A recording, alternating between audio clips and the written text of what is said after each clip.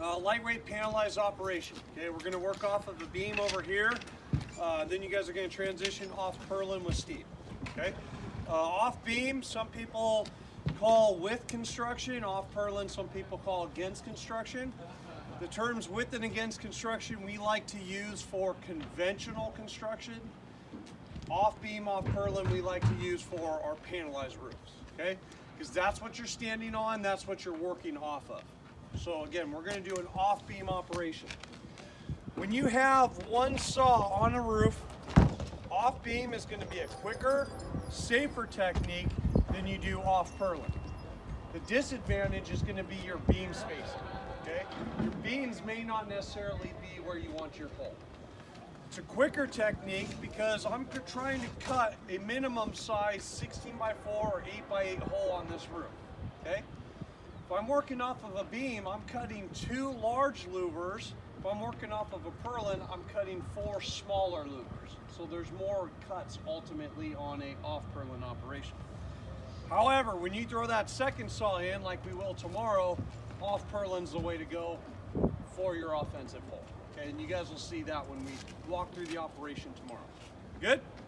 So just to review. Lightweight panelized roof, probably your most common roof you're going to find on newer constructed commercial structures. Typically going to be your concrete tilt-ups. Pour the walls on the ground, tip them into place, hold them up with stilts. Those stilts are going to be removed once the roof is put on. Okay? The roof really keeps those walls intact or in place. Once those walls are stood up and held with stilts, they're going to put the beams in place. Okay? Beams typically are going to run the shortest span of the building. They're expensive materials. They don't typically run the long distance. They typically run the short span. What is the beam spacing that we're most commonly going to find? 12 to 40? 40 feet. 12 to 40 feet is what we say. Okay? So again, our beam may not necessarily be where we want our hole. So we have our beams every 12 to 40 feet. Perpendicular to that, we're going to have our purlins. And what's our most common spacing or our typical spacing? 8 feet. 8 feet. Okay? On our purlins, they're not actually going to put our rafters. They put rafter hangers on there. Okay? They call up the panel shop or the roof shop and they order however many panels they need. A panel is a 4x8 sheet of plywood or OSB. 2x4 rafter pre-nailed in the center, 2x4 rafter nailed on one side. The sheet only covers half the rafter on this one side. They drop these panels in place from purlin to purlin.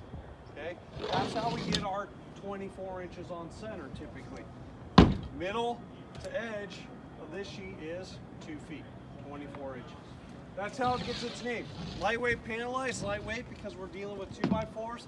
Panelized because that's how it's built. That's how it's constructed in these separate panels.